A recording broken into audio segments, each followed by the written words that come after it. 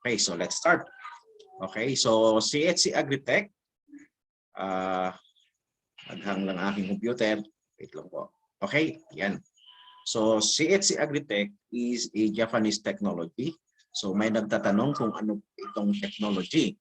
So ang technology na ginagamit natin is beneficial microorganism. So sinasabi dito, Japanese technology with an all-natural combination of effective and beneficial microorganism. So yung ating produkto po na nasa loob ng ating pack, no, sa ating product line ay mga beneficial microorganism. So mamaya pag-uusapan po natin ano po yung function ng beneficial microorganism sa agrikultura, sa livestock at sa iba pang mga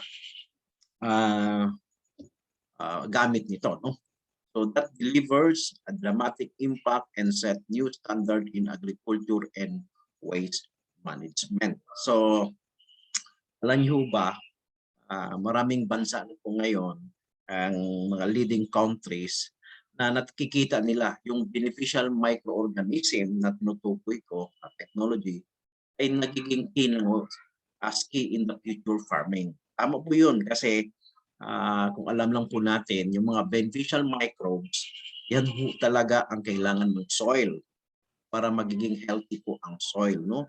So, dahil po sa talamak ng ang mga chemical na ginagamit ng ating mga farmers, so ang nagiging problema ngayon, yung lupa po ay nasisira. So, depleted na po yung ating kalupaan. Kaya po, kailangan na po ibalik natin ang mga beneficial microbes sa soil para sila po ang magre-repair at mag-aayos ng ating nasirang lupa. So, okay. So, research and studies and finding of the use of microorganisms. Napakadami na pong mga research na lumalabas ngayon dahil po very alarming na po ngayon no, yung ating lupain dahil po sa sirang-sira na ito, tinatawag na pong acidic na ang lupa. Kaya po yung ating mga production, rice, sa corn, sa vegetable, masyado nang mababa at ang taas ng infestation ng mga diseases dahil po sa acidity ng lupa. Which is, pag acidic kasi ang soil, yung mga pests, mas attractive po sila ang environment ng ating farm.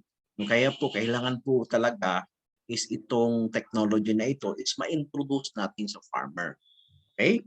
So, why organic? Bakit organic? Dahil ito po ay safe for humans and animals. And then non-pollutant po ito at nakakatulong po sa environment. Kaya mas maganda po is organic po yung ating gagamitin na pamamaraan sa pagtatanim, no? So profitable po ito at sustainable farming, tama po. Kasi ang organic kasi na pamamaraan is pangmatagalan po yung ating harvest nito at pangmatagalan po kasi hindi po nasisira yung ating lupa. At ang organic po na dito sa Pilipinas ay batas po ito, no? Kung tinatawag nating RA 10068 or Organic Agriculture Act of 2010. So noong 2010 pa po ito na implement, naging batas, kaso lang yung implementation masyadong mabagal. Una-unang dahilan, marami rin tayong nakukuha ang information. Ang unang dahilan po kung bakit hindi po sinusunod po itong Republic Act dahil yung ating mga farmer sanay na po kasi sa mga chemicals at yung nakikita po kasi nilang organic ay mabagal po yung effect, matagal, mabagal at ang dami na pong organic na nag-i-introduce, hindi po maganda yung effect, no? Kasi napakatagal yung efficacy. Kaya maswerte po tayo, maswerte po kayo ngayon dahil itong technology na ito yung hinahanap ng mga farmer. Gusto kasi nila yung mabilisan yung effect. Okay? So mamaya malaman po natin kung bakit mabilis yung effect ng ating product. So why microorganism? Dahil ito po ang nagkukumpleto ng symbiotic cycle ng soil. So without microorganism, hindi magiging balance yung ecosystem. Lagi po natin tandaan yan. Kung wala pong microorganism involved sa soil, hindi po magkakaroon ng balanse yung ating ecosystem. Ang maganda sa microorganism, no overdosage, compatible with other synthetic inputs, nature and biopesticide pa ito, no? Ibig sabihin, pwedeng itong gamitin as biopesticide kasi yung mga microorganism is may kakayahan ding gumawa ng mga chemical substance na ayaw ng ating mga insekto. Okay? So, okay. So, jump na lang po tayo. Okay. So, ito yung tinutukoy ko, no? Healthy ecosystem. Noong una, 20 years, 30 years ago, kung makikita pa po natin ito dati, talagang yung ating mga ilog, yung ating environment, napakalinis. Yung ating mga ilog is napakalinaw pa ng tubig. At yung ating mga kalupain ay napaka-healthy. No? 30 years ago, dahil hindi pa masyadong marami ang gumagamit ng mga chemicals. Ilan lang yung gumagamit ng mga fertilizer. So at alam po din natin, no, noong unang panahon, wala naman pong ginagamit ng mga fertilizer na synthetic yung ating mga farmer. At alam at totoo po 'yan, no. Wala pong ginagamit. Ang ginagamit lang ng ating mga farmer yung mga mismong compost or yung mga kung ano lang available sa environment like yung mga damo. So ginagawa nilang fertilizer, yung mga waste ng mga baka, manok. So yan lang po yung kanilang ginagamit as fertilizer before. Pero napakaganda po yung ating production, napakataas po yung yield ng ating mga ng ating mga magsasaka. Pero nung na-introduce po yung chemicals, hanggang ngayon, unti-unti pong bumababa yung production dahil po yung ating lupa nga ay sirang-sira na. So hindi na po nakaka-absorb ng nutrient at depleted na po yung nutrient ng mga minerals sa soil. So kaya healthy na po yung ating ecosystem, no? Dahil po sa climate change na rin ngayon at yung mga acid rain na nangyayari. So lahat ng mga acid galing sa lupa, umaakyat sa langit at ito ay binabag ulit. Kaya napaka-acidic na po yung ating environment. So ito na po ang nangyayari. So we're facing soil problem ngayon dahil ang buong Pilipinas, makikita po natin sa map, ay belong na po sa very degraded soil. So ibig sabihin, wala na masyadong mga minerals yung ating kapain. Kaya nangyayari, nagkakaroon ng mineral deficiency yung ating mga pananim. So hindi na maganda yung kanilang growth. Okay? So imagine nyo guys, ka-agree, very degraded soil na po. Okay? So napaka-alarming po yan, no? So dapat po tayo ay magtulungan po tayo na itong CFC Agritech ay ma-introduce po natin sa ating mga local farmer. Ayan. Okay, so kung mapapansin po natin, during tag-araw, mainit ang panahon, yung lupa ay bitak-bitak na po. So, sign of soil depleted na po. No? So sa ganitong iturang lupa ay especially sa mga rice field, no? Pag tag-araw ay pwedeng gawing basketball court sa sobrang tigas na ng lupa. Yun yung side effect ng mga chemical ginagamit natin ng mga. Okay? So kaya during tag-araw, mainit ang panahon, pag hindi po umulan, madaling masira yung ating plants dahil wala na pong masyadong tubig sa ibabaw o sa ilalim ng lupa or wala na pong tinatawag nating water holding capacity yung soil. Kaya konting ilang araw lang ng tag-init, hindi na nasusurvive yung mga plants. Namamatay sila dahil wala nang masipsip na tubig. Okay, so yun yung maging malaking problema.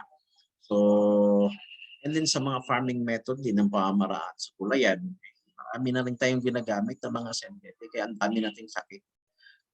So, may mga ganito pang paraan na pilit pinapahinog, pinapabilis yung pag-mature ng mga bunga. para mas mabilis ma-harvest. Ang nakakalungkot, tayo yung kumakain kaya yung lifespan ng ating mga kababayan masyadong mababa, no? Sa Pilipinas, sinasabi nila nasa 60 years old nang namamatay. Compared to other country like Japan, haba yung buhay kasi mostly sa kanilang mga kinakain ay natural, no? Magamit ng mga organic na pamamaraan. So spraying of synthetic like pesticide, insecticide, which is hindi maganda po. Hindi po talaga maganda sa health ng tao. So negative, ito yung negative effect of conventional farming or the excessive use of inorganic. Sobrang-sobrang gamit. Hindi naman sa hindi tayo gagamit. No? Ang akin lang doon, sinasabi ko yung sobrang-sobra. Dahil ang mangyayari po, number one, magde-deplete yung soil nutrients. So pag depleted ng soil nutrients, mas kailangan po natin gumamit ng napakaraming adobo. Kasi siyempre, pag depleted ang nutrients, kailangan mo ng more nutrients para mag-survive yung plants, para gumanda yung kanyang ani. So, kaso lang, tataas yung input mo, tataas yung gastos. Yun yung dapat natin na i-solve ngayon. No? Kapag usapan natin ngayong gabi, yung paano tayo makakatulong sa farmer na mas makakatipid sila at tumaas yung ani. Okay? Makes the soil acidic. Ako. Okay, alam po ba natin pag acidic ang soil, yung mga nutrida po sa soil, hindi po yan na-absorb properly ng plants. Okay? Lagi niyo po natandaan. Ang pH level ng soil ay mababa po. Nasa 4.5 pH. So yung consumption or yung nutrients intake ng plants or yung absorption ng nutrient papunta sa plant ay nasa 30%. Okay? 30% po, no? 4.5 pH. Ang nakakalungkot pag mas bumaba pa sa pH, talagang magiging zero intake. So ano po yung magiging problema? Okay, ang magiging problema po, lalaki po yung requirements ng abono. Okay. So pag 30% lang yung absorption, pag nagtapon ka ng 8 to 10 sacks, okay, 8 to 10 bags per hectare, nagtapon po kayo ng nitrogen, nagtapon po kayo ng phosphorus, potassium, or NPK, or complete fertilizer sa soil, hindi po yun ma-absorb ng ating plants dahil po acidic, 30% or less lang ang ma-absorb. So ibig sabihin, nagtapon ka ng 8, 3 lang or 2 lang ang nakain. So yung 5, 6 nagiging waste. Nagiging toxic pa yun sa soil. So meaning, you are wasting your money. So, tinatapon mo lang yung pera mo. So dapat mai-correct mo natin yung pH level para mas makakonti po yung gastos. Okay? And soil loses water holding capacity. Yes, tama po yan. Kasi hindi buhangag ang soil, napakatigas ng lupa. So paano ma-absorb yung tubig? Pag during rainy season, ang nagiging water, dadaloy lang sa lupa. Hindi na-absorb lahat. Hindi na nakukuha ng lupa na supposed to be magiging reserva sa mga plants pag naging mainit yung panahon. So wala nang makukuhang tubig yung plants dahil yung lupa mismo ay sirang-sira na po. Okay? So I hope may natutunan po tayo. So what happened also to our current livestock and aquaculture? Sa livestock po natin, talamak na rin talaga yung mga antibiotics, mga growth hormones, kaya iba't ibang sakit ng dala nito. Pero they have no choice. Wala silang choice dahil wala silang technology na magandang technology na para maiwasan ito. Pero nung unang panahon, wala namang talagang gumagamit ng mga antibiotics. Natural lang po yung lahat ng kinakain nila. So nung na-introduce ng mga artificial na mga although mga feeds ngayon ay may mga chemical na rin talaga. So wala silang choice kung hindi gumamit pa rin. Pero I hope later ma-explain natin isa sa mga product natin. Itong antibiotic ay talagang tanggalin na po ito. Hindi na po ito maganda. No? So, ayan, sa fish pond din, nagkakaroon ng mataas na fish kill. Bakit nagkakaroon ng fish kill? Sa tubig, yung source of water natin ngayon ay toxic na rin. No? Yung lupa ng fish pond natin, yung mga acidic yung lupa. So, nagkakaroon ng klasyong init, so hindi nagsusurvive ang mga alaga nilang prawns, yung mga alimango ang magpapayat, so yung mga isda nagkakasakit. So kaya marami pala pong humihinto na mga operator ng fish pond dahil sa current situation nila ngayon. So, and ang maganda may maitulong tayo. Yun yung pag-uusapan din natin. Maitulong natin ah, sa mga aquaculture, no? Sa aquaculture natin. So marami na ring parasite, kanya-kanyang mga parasite. So nagkakaroon na ito ng malaking problema yung atake ng mga parasite kasi nagkakaroon ng mahinang absorption ng mga pagkain or nagkakaroon ng ah, mga sakit dahil sa mga parasite. Okay? So maaring magkasakit tama. So malnourished dahil sa mga chemicals. True sa situation din natin sa mga waste management, wala tayong proper irrigation, ang babaho ng mga paligid, ng basura, ang lalangaw ng mga paligid. So, kanya-kanya na lang tapon sa ilog, kung saan-saan. So, napakadumi na, kaya toxic na masyado. So, ang good news, meron din tayong product dyan, no? Para mas matulungan natin na less yung toxic ng mga yung mga waste natin, no? Para pag itinapon sa ilog or yung tubig na nag-leak sa nag-leak sa ano natin, tubo ay hindi po polluted dahil sa ating product. Yan.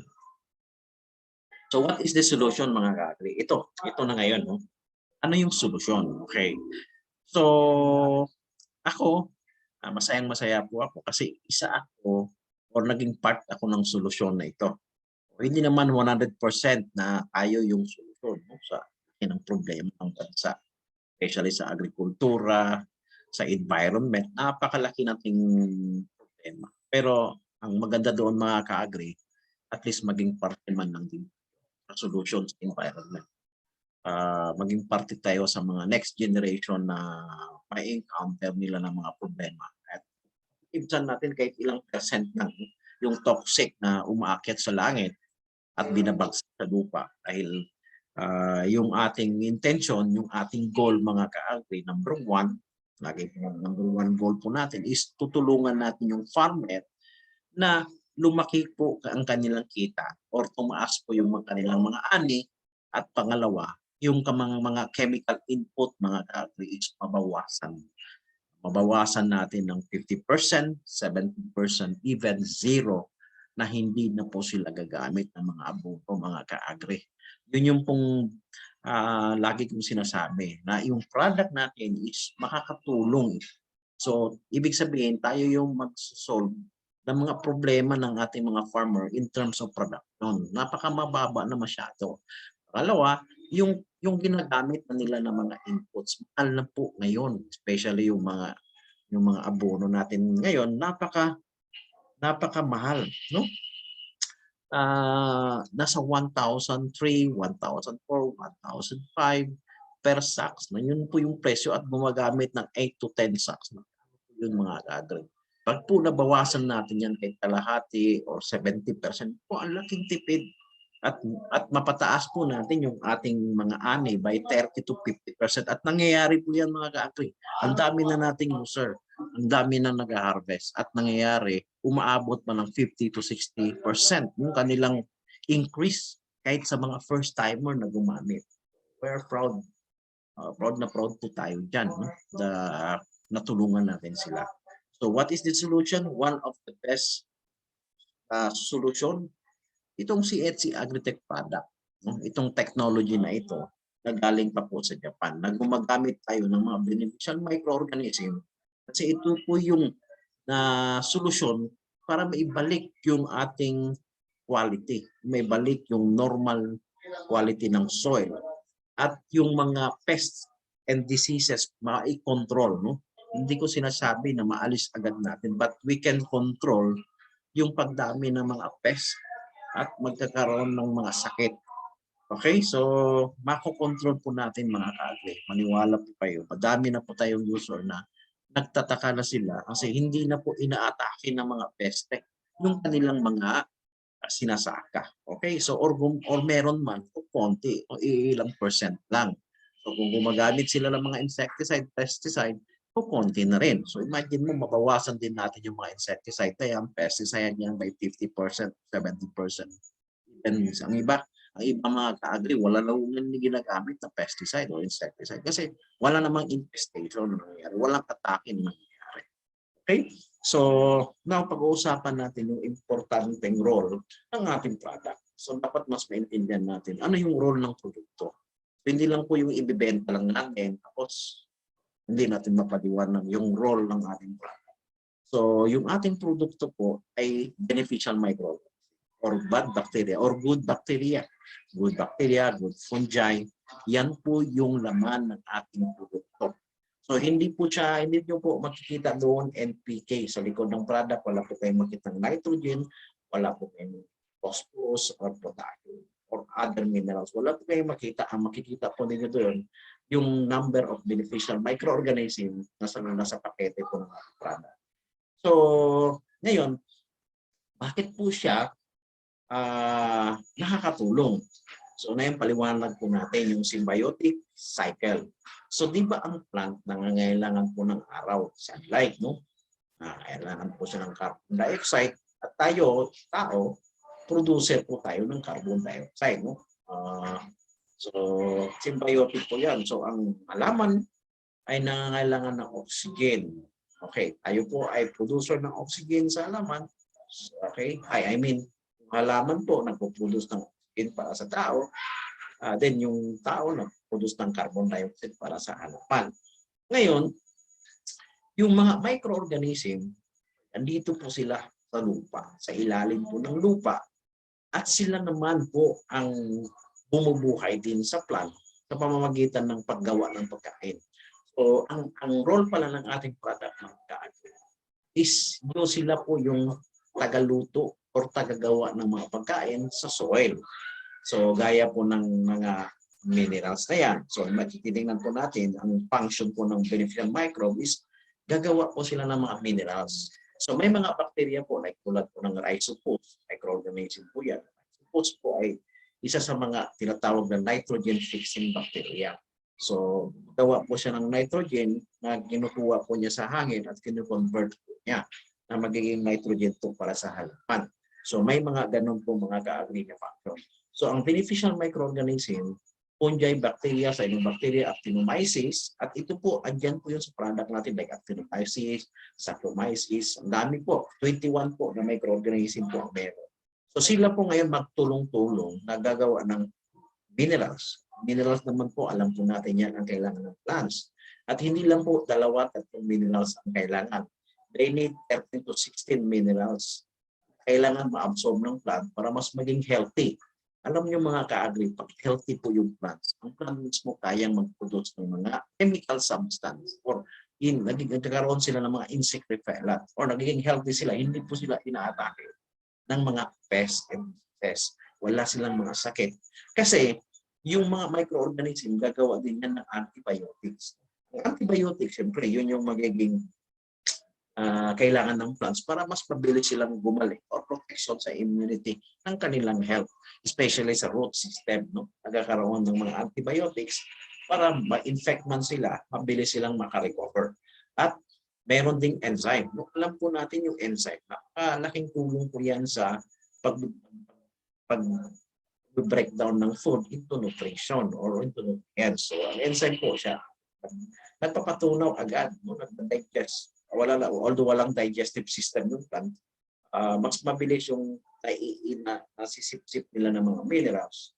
And then nagkakaroon ng growth hormones. Magawa po tayo ng, yung ating product ay may capacity na gagawa ng mga growth hormones, mga hormones na mas mabilis silang tumubo at mabilis sila maging matured at mabilis sila ma-harvest. So lahat ng pangangailangan ng plants ay may kakayahan po ang ating mga microorganism na gano'n. So napakalaking tulong po talaga. At sila po talaga ang kailangan ng plants. Hindi po yung tinatapon natin ng mga puno. That's nakakasira po. So, nung unang panahon, nung fertile pa ang lupa mga ka-agri, ito yung nangyayari nung unang. Nung in-introduce po yung abono sa magsasaka, nung unang panahon, magsaka ng 99. Okay, fertile pa ang lupa nung unang panahon, mga 20 to 30 years ago. Napakalinis ng lupa, napakaganda, napaka-fertile. Nung in-introduce po yung abono, paglagay po nila sa halaman, talagang wow na wow sila dahil napakaganda yung effect. Tama po yun kasi yung tinapon po nilang abono, mineral yun. So, para sa akin, yung abono na yan ay plant enhancer. So, pag naglagay ka ng abono, maganda na ang lupa, kompleto yung mineral, tapos naglagay ka pa ng pagkain, like NPK, nitrogen, phosphorus, potassium, mas gaganda talaga ang plant. Parang abundant yung food. So, dahil sa abono na yon. Pero, ang side effect, habang tumatagal, yung structure naman ng soil, yung mga beneficial microorganism nahihilo hanggang sa na-eliminate na, gumagamit na ng ibang mga chemicals. Nung nawala na po yung presence of mga beneficial microbes, so nagkakaroon na ng mga bad bacteria, nagkakaroon ng bad fungus, kasi the more acidic, mas gusto yung mga bad microorganism na magmumultiply as environment. Mas dumadami yung mga bad fungus, bad bacteria dahil na-deplete na yung mga good microorganism. So yun yung nangyayari. So ngayon, nung nawala na yung mga beneficial microorganism, naging konti na lang. So yung lupa naging acidic na. So yung requirements niya ng abono, naparami ng parami. Kasi nga, sabi ko kanina, yung absorption naman ng nutrient ng plants, konti, nagiging 20%, 30%. So parami ng parami. Hanggang nagiging sa ngayon, napakababa na. So ang gawin natin ulit is damihan natin yung beneficial microbes, abundantly, maglagay tayo sa lupa natin, tapos yung abono, tanggalin natin. So ibalik natin sa dati na isa, dalawang sako na lang, even zero na lang ang gagamit natin sa ating mga palitain. So yun yung intention natin mga ka-agri. So with the help of beneficial microbes, maibalik po natin yung kondisyon ng ating. So I hope mas naintindihan po natin ang function ng ating. Napaka-importanting knowledge po yan mga ka-agri, especially pag tayo po ay bebenta ng product, magpapaliwanag sa farm. So itong symbiotic cycle, napaka-importante. O role ng ating beneficial microbes. Kasi yung binibenta natin mga ka-agri is mga beneficial microorganism. Kasi sila naman talaga ang gumagawa, ang nagluluto ng mga minerals na kailangan ng plants. So ang gagawin natin, feed soil, kainin natin ng soil ng mga beneficial microbes, padamihin natin yung beneficial microbes, then the soil will feed the plants. Yan. Ang lupa na ngayon ang papakain sa tanim. And the plants will feed the microorganism also. Paano? Ang plants kasi mag-produce ng glucose para mabuhay yung ating beneficial microbes. Sugar po ang kinakain ng mga beneficial microbes.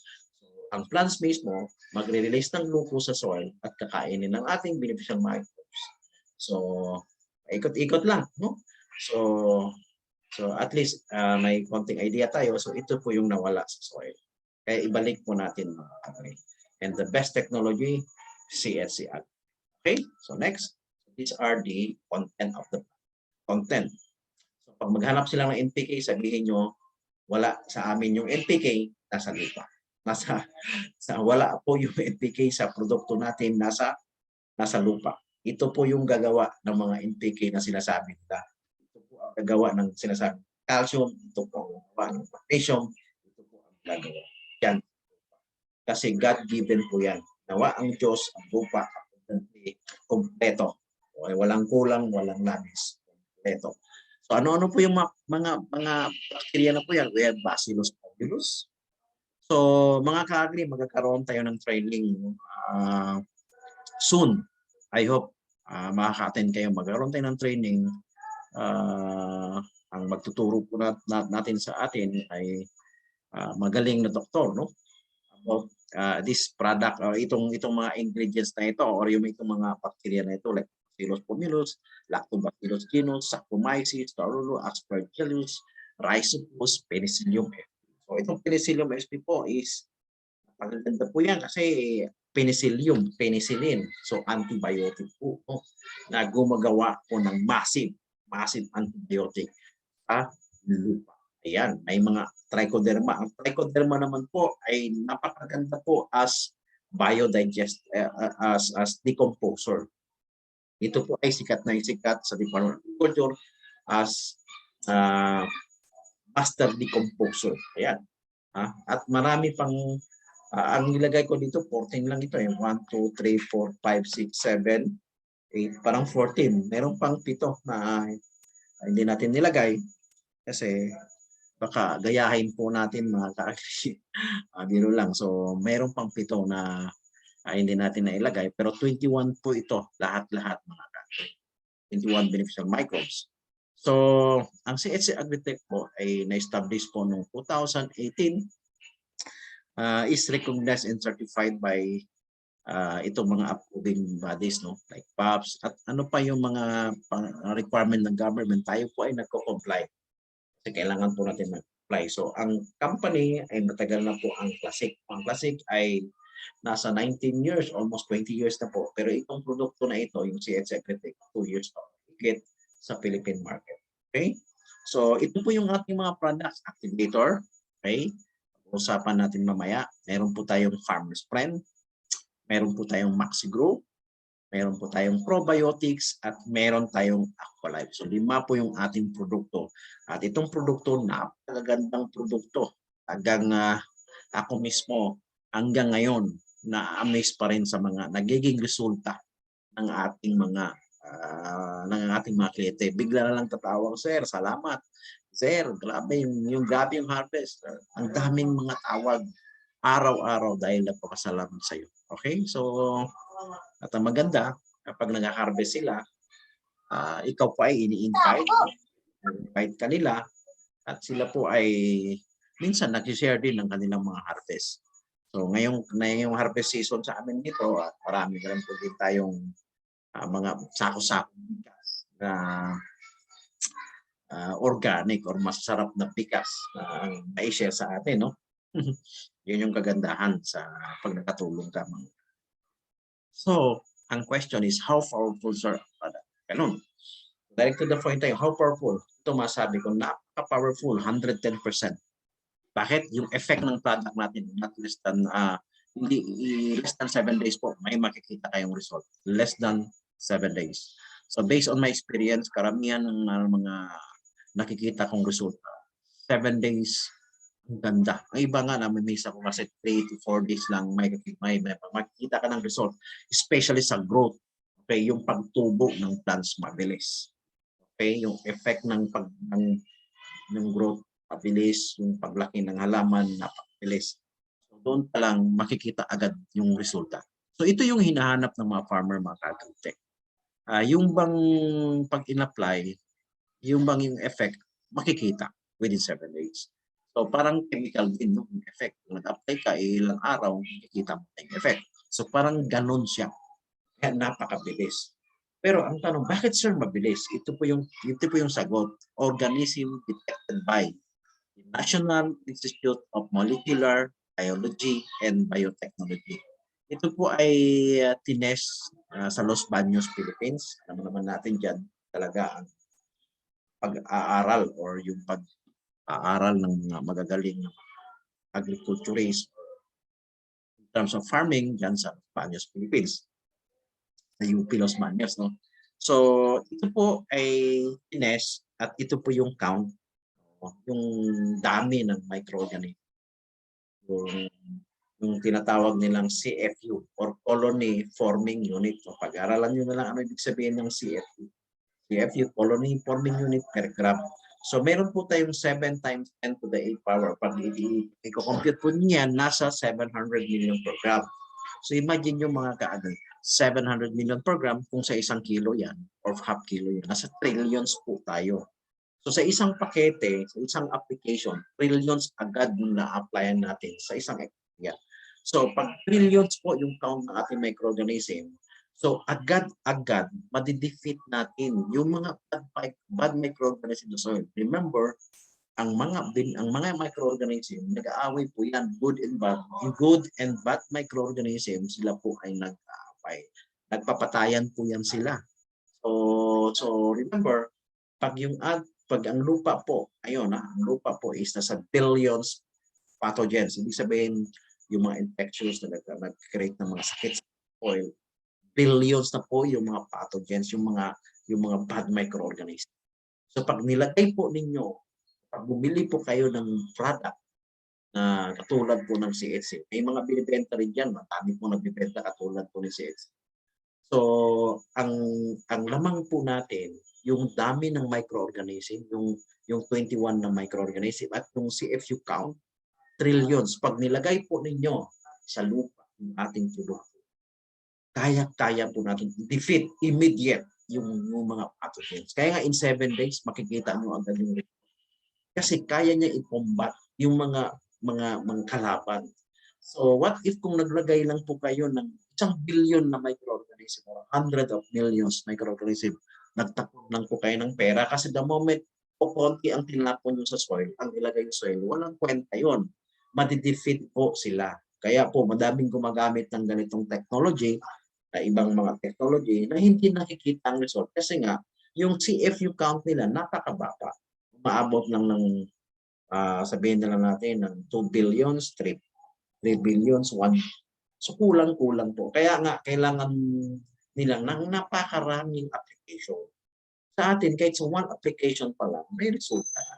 So sa kanila po kailangan pa ng napakadaming applications para makita kung resulta. Yun yung pagkakaiba sa ating product, yung CFU yan. So kung kayo po ay susubok sa ibang produkto, tingnan po natin yung kanilang CFU sa ating CFU and the number of the kinds of beneficial microbes na kanila. Kasi pagkakaalam ko sa Pilipinas, may na-encounter ako tatlong apat na microbes lang ang meron. So kung sa atin 21, kumbaga pag gumawa ka ng bahay, building, kung 4 lang yung karpentero mo, matagal matapos. Pero 21 yung karpentero mo, ang bilis matapos. Ganun lang din sa produkto natin. Logic lang po yan. So, madaming microorganism, mabilis yung effect. Okay? I hope na may natutunan. Okay, pag-usapan natin, first product is about activator. So, ano ba yung activator? Ang activator po ay beneficial microbes din. Meron po itong siyam na fungus, 4 na bacteria, at iba pa, enzyme. So, this product designed for solid and waste treatment. Okay? Sa mga tubig po natin, pwede po ito sa mga planta, pwede po ito sa mga hotels, restaurant. So, lahat po ng establishment ay recommend, meron po yan silang tinatawag na water waste treatment. O meron silang PP, yung sewage treatment plant, kung saan doon sila nagtitreat ng kanilang mga waste bago itapon sa lupa or sa ilog. Okay?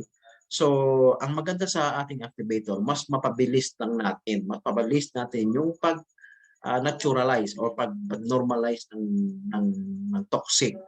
So, mas mabilis ito at mas safe. Kasi pag ito po ang gagamitin nila as treatment, pag itinapon, mas safe po siya kasi andun yung beneficial microbes. Pumunta sa environment, magkakaroon pa ng mga benefits yon. Papatayin pa nila yung saan dadaanan ng tubig.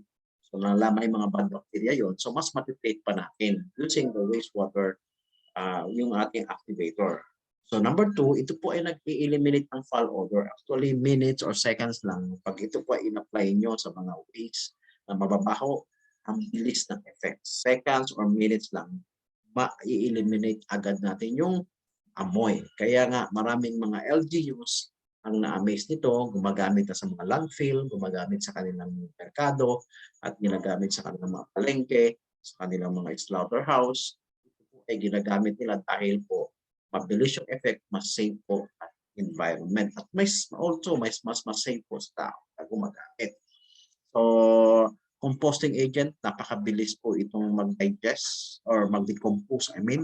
Mabilis mag-decompose ng mga organic matter, gaya po ng mga dahon-dahon po dyan, yung mga ibang mga waste natin na biodegradable, mas mabilis yung pag-decompose. Hindi na umaabot ng buwan, weeks lang, mas nadidecompose.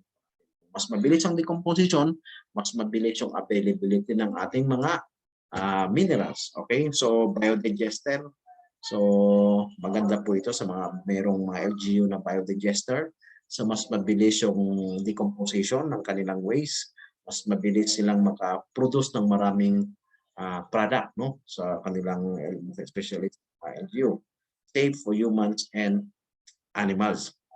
So maganda ang ating mga sa mga livestock po, mga livestock, sa baboyan, sa manukan, especially sa poultry production, especially sa mga laying egg, or sa yung mga nasa 24 to 28 days lang na in-harvest. So especially po sa langaw, no, yung sa pest, sa flies control, no, sa mga langaw control. Alam niyo mga ka-agri, ang ating product, pag in-sprayan po natin yung kanilang mga tae, yung mga wings. Okay? So yung mga itlog po ng lamok or langaw ay nadidecompose po ng microorganisms. May mga user po tayo, wala kang makitang langaw. Kasi bakit? Yung mga itlog ng mga langaw ay nadidecompose po ng beneficial microbes. And hindi po na nagiging langaw. Siyempre, pag may amoy, dadami yung langaw. Ang langaw po kasi mga ka-agri ay nangingitlog po yan ng 100 to 150 eggs. Then 6 times po mga itlog yan, no? In a week ata, no? 6 times in a week. So imagine mo, kung 100 langaw meron dyan at ang itlog po yan sabay-sabay, ilang langaw na po. So ito yung maganda mga ka-agri. May mga kilala po kayo mga poultry, puntahan po ninyo, paliwanag po ninyo kasi malaking kanila. Kasi threat po sa kanila ang malangaw kasi pwede silang ireklamo at magsara kanilang negosyo. So, ito, mas mura, mas effective. So, kaya napakaganda. Okay, pwede rin po ito sa mga portrait ng dengue. Okay, kung sa mga canals kasi kaya niyang i-decompose yung itlog. So, para hindi na po magiging larvae at hindi na po magiging langaw. So, maganda po ito sa mga canals na pag-spray po natin yung mga itlog po ng lamok ay madidecompose. Ayan, pagandang idea po. Kaya kung ako sa inyo, ang laking market. Okay?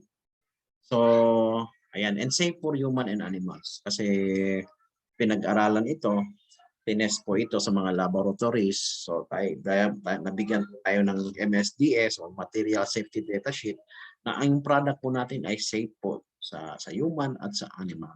Yan. So, napakagandang produkto. Okay?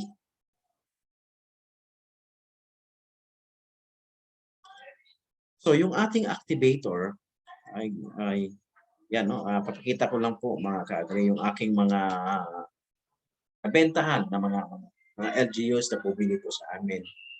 Kaya pong LGU ng Dapitan, bumili po ito para sa pangailangan nila sa kanilang waste, sa landfill, at sa ibang mga usage na rin, no? Then, iba pang mga LGU na nag-certify, na gumamit, maganda. Okay? So, dito po ito sa area namin sa Region 9, no? Okay? So, ang activator, sabi nga dito, 0 odor in just a minute. Tama po yan. Try po ninyo. Kumuha po kayo ng mga basura, sprayan po ninyo at iamoyin po ninyo kung may baho. Okay, subukan po ninyo sa bahay-bahay ninyo. Malaking market po ito, especially sa mga household. Household po, mas kailangan po yung activator. Kasi ang household natin, may mga CR po tayo. Yung mga safety tank na yan para hindi po mamaho. Yung ating mga lababo, nagkakaroon po ng grease, nagkakaroon po ng mga grasa. Okay? Yung ating mga tubo. So, lagyan po ninyo ng activator. Nakakatulong po yan. No? So, activator. Okay. So, yung activator ay best for land preparation. Ginagamit po natin sa farming. So, ito yung produkto bago po magtanim or land preparation, ina-apply po natin. Bakit kailangan ng activator? Malakas po pumatay ng pathogens. Yung mga fungus po nakatira sa soil, may activator. Yung mga bad bacteria, malakas lang pumatay. At the same time, yung mga naiiwang damo during land prep, mas mabilis ang decomposition. Mas mabilis mabulok, mas mabilis natin ma-decompose at magiging pagkain pa ng plants yung nabubulok. At the same time, yung mga naiwang itlog, kasi may mga itlog yan na nagtatago sa mga damo. So, i-decompose po yan para hindi po magiging peste at hindi na po yan magiging paru-paro o whatever na mga bugs na nakakabigay ng sakit sa ating mga pananim. So, madidecompose yan. Kaya madami pong gumagamit ng activator ngayon na naami sila sa resulta. Nagiging buhagag ang lupa, nagiging normal yung pH level, nagiging malambot yung lupa, which is very, very good po yan pag malambot ng lupa. Yung mga kaugatan ng ating mga tanim mas dumadami, mas humahaba, mas maraming makain yung ating mga plants. Kaya napakaganda ng kanilang mga tubo, especially kung magamit tayo ng activator during land preparation. Kahit po may mga pananim na exist, pwede pa rin yan i-activator natin. Sayang pag hindi na activator.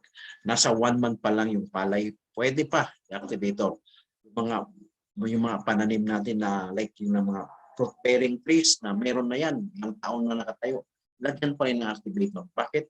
Kasi proven po ito to eliminate the pathogens. Yung mga sakit-sakit sa soil, papatayin po at i-eliminate na ito. So kailangan po, kahit nakapagtanim na o hindi pa, we need to use first the activator bago yung ibang product. So lahat ng crops, kahit anong crops, pwede po si activator.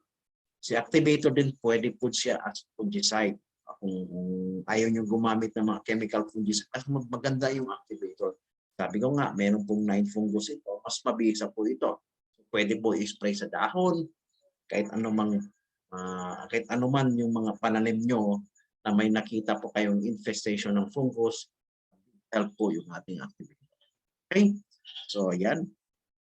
Like it, proven to eliminate the pathogens. Yan po ang function ng activator. Next product po natin yung Farmer's Friend. Farmer's Friend naman, ito ay kukumpleto ang pangangailangan ng ating lupa, especially sa acid neutralizer at yung pag-accelerate ng plant growth. Mabilis yung pagtubo, mas malakas tumubo, mas malalaki yung mga dahon, mas matataas yung ating mga rice, mas marami pong bunga ang kanyang makaipuldos. At ito po ay nagre-reduce ng organic input. So, ganito po mga ka-agri. Question is, sir, gagamit pa ba ng abono? Okay, so para sa akin po, especially sa rice production, based sa mga nakita namin pag-ikot. So may mga rice kasi na yung mga lupa nila talagang abundantly toxic na or napakadaming abono na nagamit. Or sabihin na natin 20 years na gumagamit ng mga abono. So kung ganong katagal na sila gumagamit, so I suggest based sa result ng ating mga harvest, mas maganda sa umpisa, gumamit sila by 50%. Ganon din sa corn. Ang corn, grabe po. Bombard po yan. Imagine mo ang corn, gumagamit din ng 8 to 10 hogs per hectare. Ganon din ang rice, 8 to 10 ay iba 12. So dapat po by 50% yung bawas natin. Okay? Kasi ganon man din, kahit gumamit silang na makadami, hindi acidic ang lupa, hindi na rin na-absorb. Useless lang din gumamit ng 8-10 sako, hindi naman na-absorb lahat. So, cut natin by 50%, pasok natin si Farmer's Friend. Yung tulong sa activator, neutralize yung acid, maging normal yung pH, dadalhin natin sa 6 to 7 pH. So, lahat pong tinapon nila na abono, kahit konti na-absorb po. Kaya maganda din talaga ang tubo. Mas dadami pa yung ng kanilang mga harvest. So, I suggest na mas maganda 50% ang babawasan. So, yung iba naman, ayaw magbawas, magdagdag, okay lang din yun. Kung ayaw nyo magbawas ng abono, gusto nyo at is pa rin at dagdag kayo ng CSA, wala pong magiging problem. So, pero, yun na nga, yung goal natin is mabawasan yung kanilang gas. So, para sa akin, bawasan ko na kalahati. And eventually, next cropping, bawas na naman isang sako. Next cropping, bawas ng sako. Hanggang sa makita po natin na napakaganda na yung lupa, pwede na po tayo mag-declare na 100% wala na tayong abono. So, kasi matagal po tayo gumamit ng abono. So, hindi po agad-agad na mai-replenish ng ating microorganism. Ganun na nagkakalis. Ang daming tatrabahuin si microorganism. Una, papatayin pa muna niya yung mga pathogens. So, eliminate niya muna yung mga bacteria, bad fungus, para po makapag-concentrate sila na gagawa ng pagkain. So, give them time. Also, no, hindi natin silang obligahin agad na lahat gagawin. So, time also. So, I suggest 50%, then next is 70% hanggang sa mag-zero tayo. Okay? So, ayok na gets mo natin, no? So, pero sa mga fruit-bearing trees, I suggest wala nang gagamitin ng abono kasi based sa aming pag-apply dito, fruit-bearing trees, hindi na po kami gumagamit 100% ng abono. Pwede po directly walang abono. Okay, sa mga gulay, pwede rin na 100% walang gagamitin. Nasubukan namin sa mga pechay, mga short-term na gulay, mga 20 days, 30-day harvest. So gagamit lang po tayo ng activator farmers spread at kung isang product siguro okay na po yan. May mga gulay din na mas kailangan pa din like ng mga onions. Sabayan lang natin pakonti-konti ng abono. So ang gagawin lang po natin is sa mga farmer is sabihin lang na kung kailangan mag-abono, mag-abono. Kung hindi, wag na. So, ganun yan. Kasi yung abono kasi, para sa akin, hindi po yan dinesign to, hindi po siya dinesign as soil fertilizer or dinesign na pampaganda ng lupa. No? Pampapertil ng lupa. Para sa akin, yung abono ay dinesign para sa enhancer or enhancement ng plants. Mas papaganda po. Kasi pagkain siya eh. Pero hindi po siya nakakaganda ng soil, nakakasira po. Kasi may binder po eh. Gaya po ng sabihin natin na 4600. 4600, ano yan, nitrogen, no? 46 nitrogen, 0 potassium, 0 phosphorus, 0 potassium. So sa 100 kilos po, sa 100 kilos po na abono na 4600, so 100 kilos 46 kilos lang po yung abono, yung nitrogen yan. Yung 54 kilos, binder po. Walang function. Parang yun yung parang binder din ng semento, kaya titigas yung lupa na. So imagine mo, ang binili mo lang sa 4600 sa 100 kilos, 46% lang yung nitrogen. 54% waste po yun. Walang value. Okay? Ayaw, may natulan po tayo. So, ganun din, 0060 potas. 0 nitrogen, 0 phosphorus, 60% potas. Sa isang sako, 40 kilos doon po is 60 kilos potas. Ganun po ang computation ng abono. Okay? So, farmers plan enhanced soil is natural way of bringing back, okay, more than 20 strain of microorganism that's serve plant growth booster for all types of plants and crops. So ito po lahat, ito pong nutrient na pinapakita ko, lahat po ng minerals na yan, micro man o macro minerals, ay abundantly na po yan.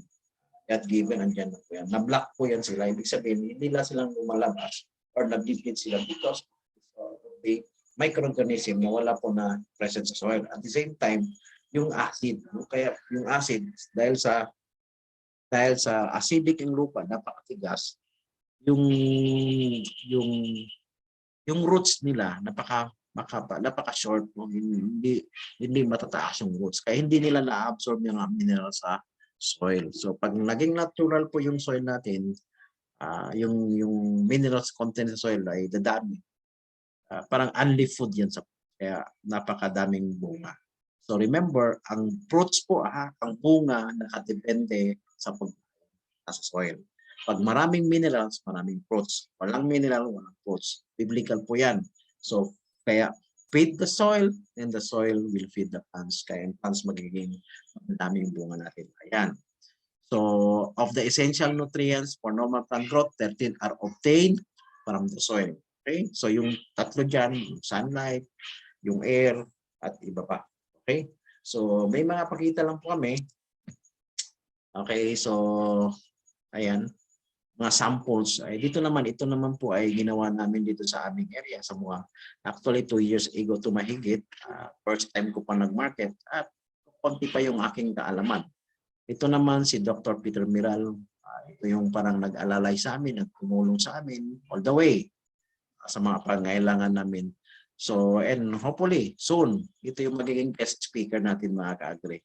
I hope makaka-attend kayo. So, lahat ng team natin sa ranchers, I hope lahat ng leaders maging present kasi pag-uusapan natin yung individual microorganism. Ano yung mga napakagandang training po ito. Okay? So, dito naman, ay nag-test kami 1 hectare. Ito naman ginawa namin is pure CHC lang. Wala po tayong ginamit ng mga abono. So we try lang na walang abono kung pwede ba. So ang advice kasi sa amin, so gagawa kami ng demo na walang abono. At ito po yung parang i-recommend namin sa LGU namin. So ngayon, we're happy that time na nakapag-produce kami. Kasi ang sabi lang sa amin, yung product na CHC is pure ang gagamitin, walang abono. So tingnan natin kung makapag-harvest pa. Ang kanila lang doon, makapag-harvest, okay na sila. Kasi napakahirap po isang rice production na walang abono. Ang hirap po yan. So, ginawa natin, sige, walang abono. And na-surprise po kami. Kasi, instead ang goal lang namin is makapaani kahit hindi na tumaas, makaproduce lang. Pero more than pa ang na-produce natin. Tumubo pa tayo from 80 sacks, naging 110 sacks pa ang ating na. Ito na yun. Kaya nung nag-declare na ako, sabi ko, 100% ito na yung gagawin ko. And nagkamali, dito po ako talagang, sabihin na natin kumita ng malaki, bahay, sasakyan. Lahat po binigay ni CHC Agri. Financially, ito yung nakatulong akin. Okay? So, kaya, tumadami ng kliyente, nagtataasan na instead of 140. Ito naman, gumamit ng 4 na bags from 8 to 10 bags. 4 bags na kami. Pero nakita pa rin natin yung increase. 140 from 140 naging 180 tayo. Ito naman, 3/4 hectare lang, no? Si Mr. John Oliver. Using CHC Agritech, 3/4 hectare, use only 3 bags of inorganic fertilizer from 5 bags. So nagbawas tayo ng 2. Pero tingnan nyo naman mga ka-agri. 76 sacks before, 115 sacks. Pero makita naman talaga yung bunga, sobrang ganda. Okay? So ito naman from Sibugay, using CHC Agritech 3/4 hectare also, use only 5 bags of inorganic fertilizer from 8 bags. So nagbawas ng 3 bags. Magkano na yung 3 bags? 1.3 times, nasa 3.9, no? Then magkano lang yung CHC Agritech nagamit. Okay? So 58 sacks, then 75 sacks. Or using also 3/4 hectare, use only 2 bags lang, inorganic fertilizer from 10 bags. Magkano ang in-harvest? 83 sacks, tumubo ng 30 sacks. Okay. Grabe. So, laking ginansya, laking kinita. Okay? So imagine yung mga ka-agri, wala lang duda. Wala lang duda po. Subukan nyo, i-market nyo, at makikita nyo yung effect. So malalaman lang ninyo pag sinubukan. Okay? So, world record. Basihan po natin yung world record. Guinness Book of World Record po ito. Hindi po ito sabi-sabi lang. In China, kaya nila mag-produce ng 340 sacks per hectare. In China. So hindi imposible mga ka-agri. Huwag po natin sabihin na yung China, yung lupa nila 1 hectare, mas malaki yung 1 hectare nila kaysa atin. So parehas-parehas lang yung laki. Ano kayong pag-aaral? No? Sa technology.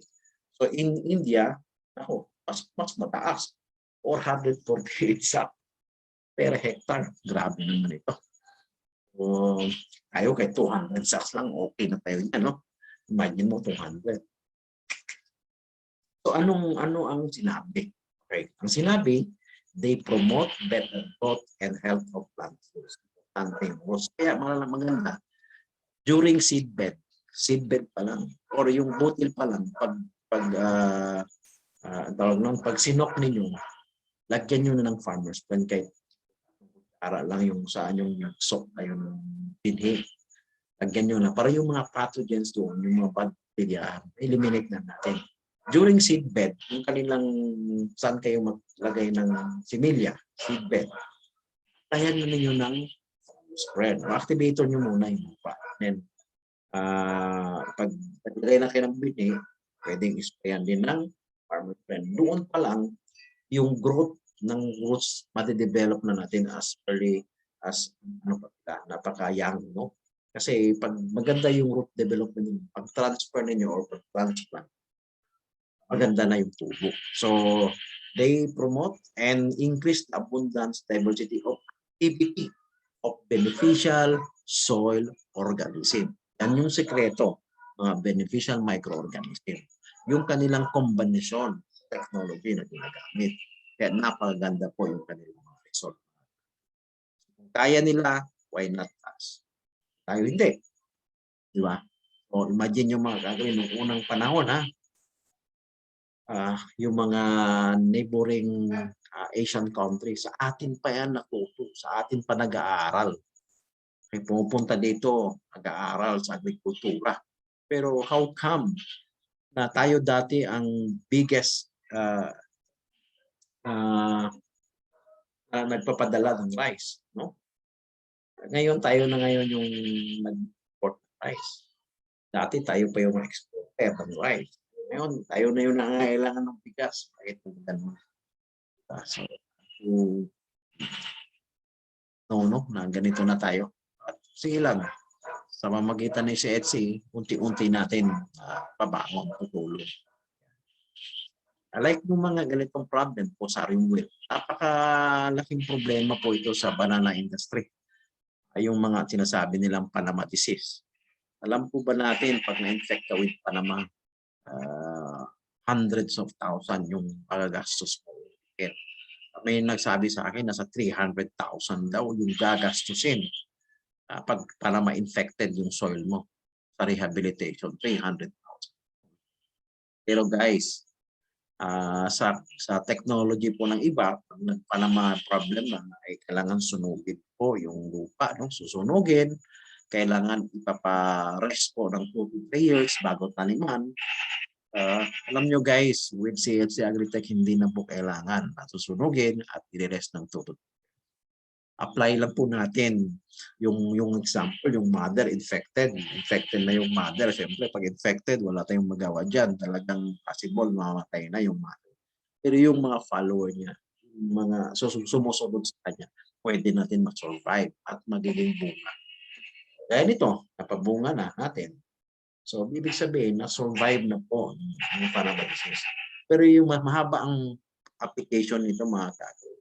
So, hanggang harvest po tayo mag-a-apply, no? Kasi infected po yan. So, ibig sabihin, every 15 days, kailangan alalay ng CHC. Alalayan hanggang sa ma-declare po natin talagang hindi na siya infected. So, apply lang kaysa gagastos ka ng napakalaki, mamamatay pa yung sagingan mo lahat. Wala. Failure ka talaga. So, sabi nga ni Sir Edmar, technician po ito ng mga banana, this is now survive. Survive na.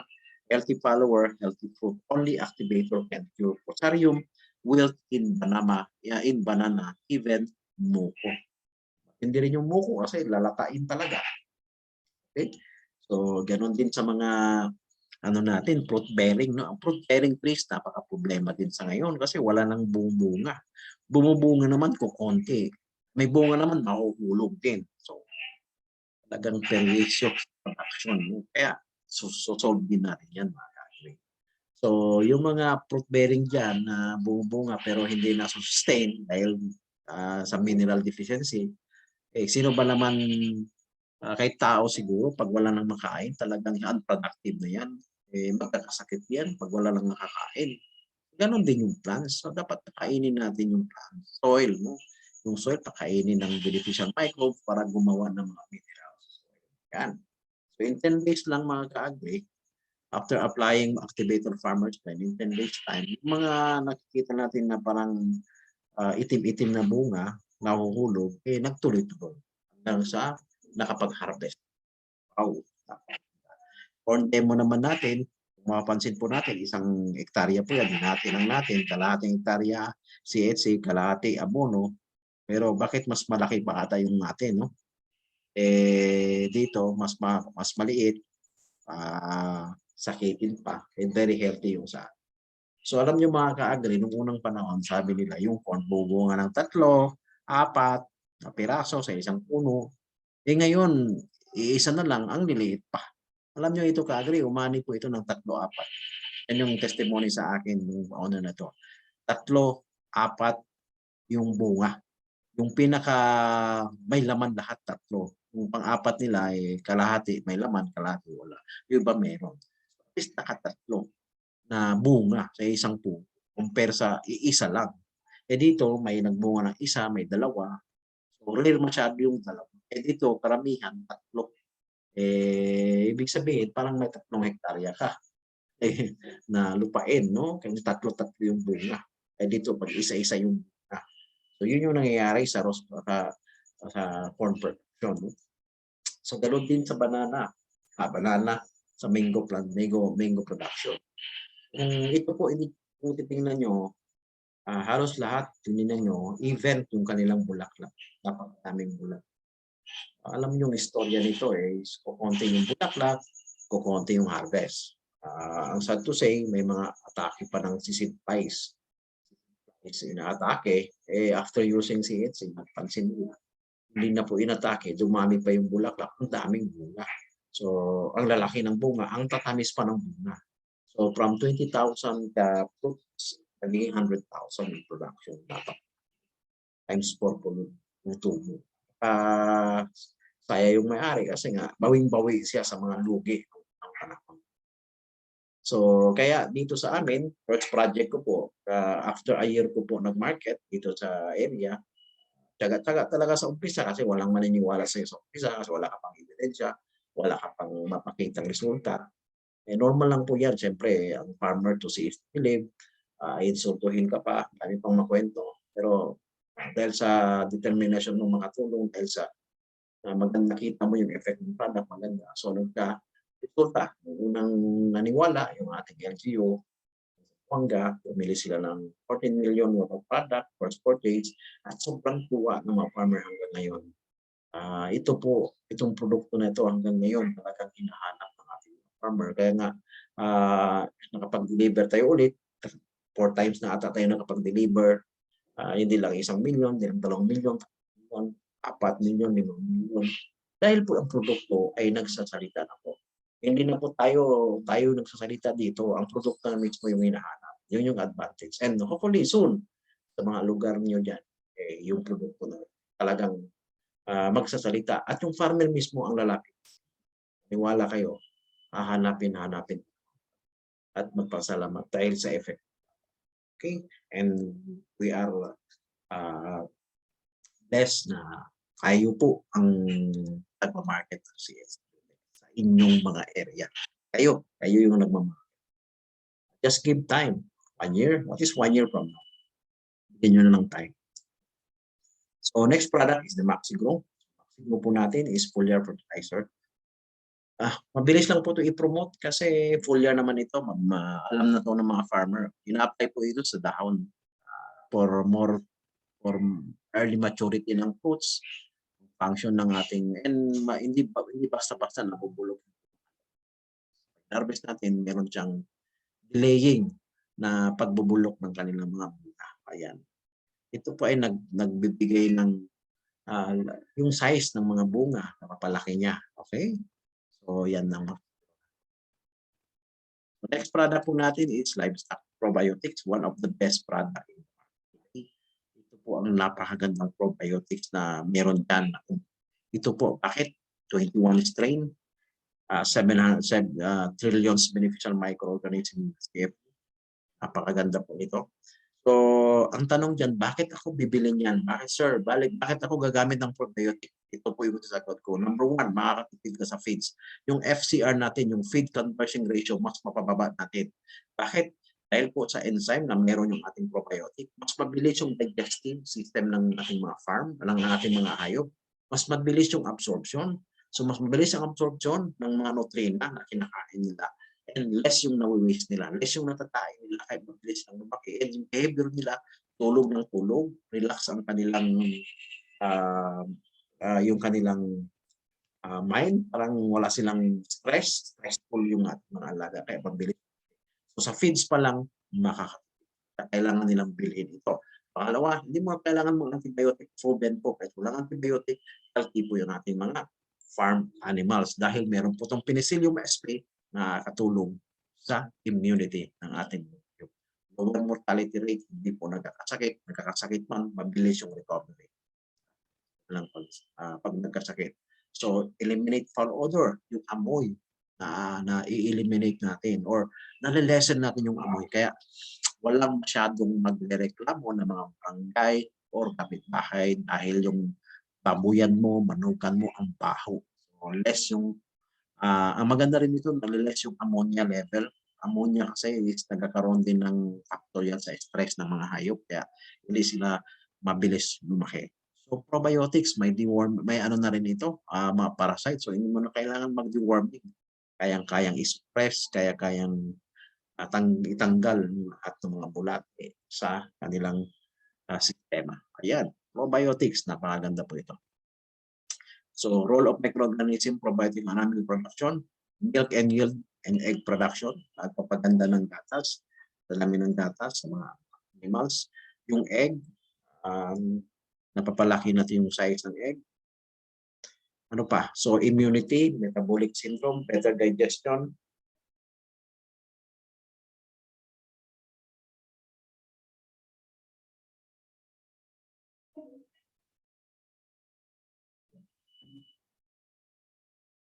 Okay, so better digestion and feed and conversion and growth. Napakaganda po yung ating probiotics. Ayan, no? So, ayan, may mga case po tayo na may mga sakitin na hayop. Pwede po natin matulungan. So, may mga gumawa po tayo ng experiment. In 25 days, mas lumaki, mas mabigat yung timbang. Kung mapansin po natin, sisiw pa ata ito. Yun. Parang sisiw pa, pero ang laki na ng ano nila. Ayan. So, next product po natin is Aqualife. Okay, for fish pond production. Nagpapaganda ng lumot, quality. Yan, nagle-less ng mortality. Yan, lumot. Kaya malalaki yung ating production sa bangus. Kung mapansin po ninyo, after harvest, may lumot pa rin yung area. Ibig sabihin, napapadami natin yung lumot. So, maraming lumot, maraming makain yung isda. Less yung kanyang, hindi na po kayo nagpapili. Wala na pong feeds na ginagamit kasi lumot alone, kaya na natin magpalaki ng isda. Okay, so that's all. Mag-agree. And maraming salamat po. Kung may mga katanungan po tayo, pwede po kayo magtanong. Okay? So, any question po from the group?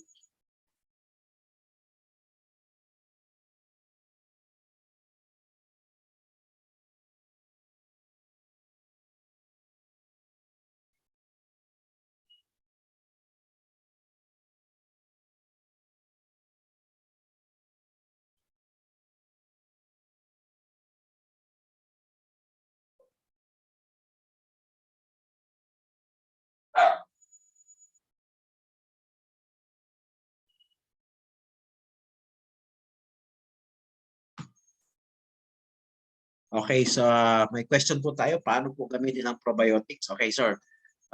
Simple lang po, no? Ito po ay hinahalo natin sa tubig. Pwede sa phase or pwede sa tubig. Pero ang pinaka-best suggestion ko po is ihalo po sa tubig. So, depende po sa dami ng inyong alaga. So, sa isang kutsara po kasi, ititimpla po natin ng 100 liters sa 1 tablespoon. So, pag konti naman ang inyong alaga, pwede po sa isang 4 liters na galon, yung 4 liters na galon, kahit dalawang pudyot lang po, dalawang pinch lang po, i-pinch ng dalawa, din i-mix lang po ninyo, then pwede agad ipainom. So, basta yung ratio po natin, 1 tablespoon, 100 liters. So, i-divide na lang po ninyo para hindi po naman masayang. So, the moment pagkatimpla po, pwede na agad ipainom. So, wag po palampasin ng 24 hours na hindi nila maubos. So kasi pag lumampas po ng 24 hours at hindi naubos, pwede na po natin yun, magiging waste na po, itapon na lang po sa ating mga kasi ano, magiging parang panis na rin yun sa kanila eh. So dapat mauubos sila within 24 hours. So nakuha po ba natin?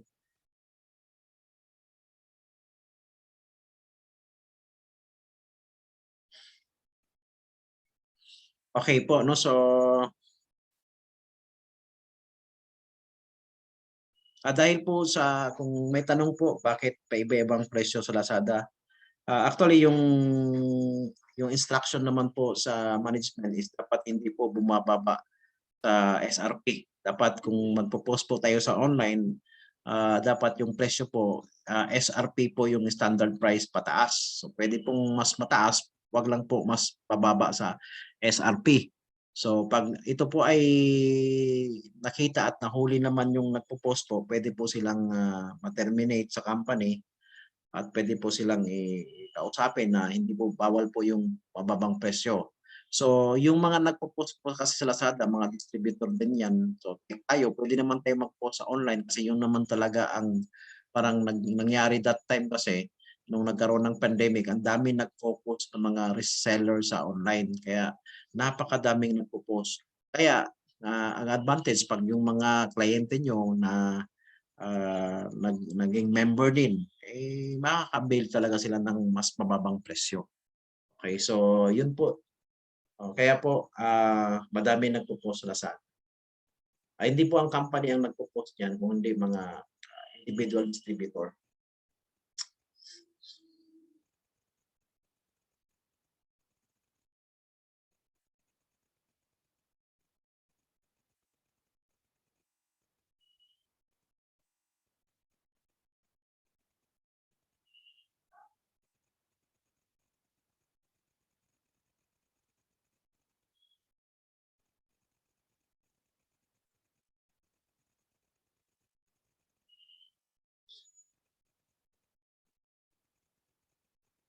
Any more question po?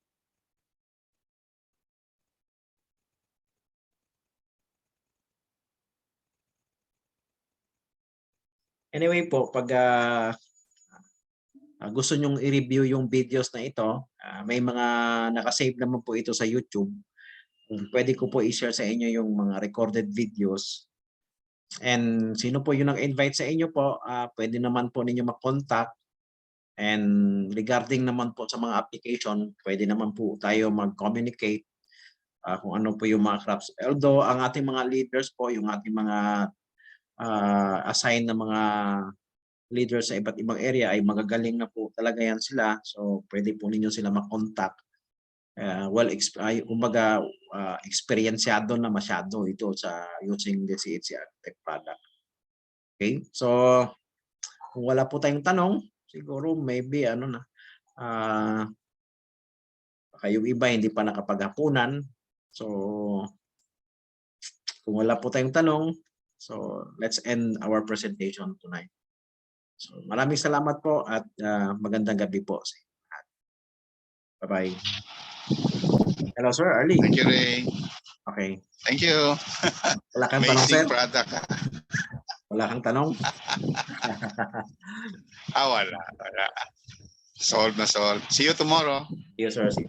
Thank you. Okay.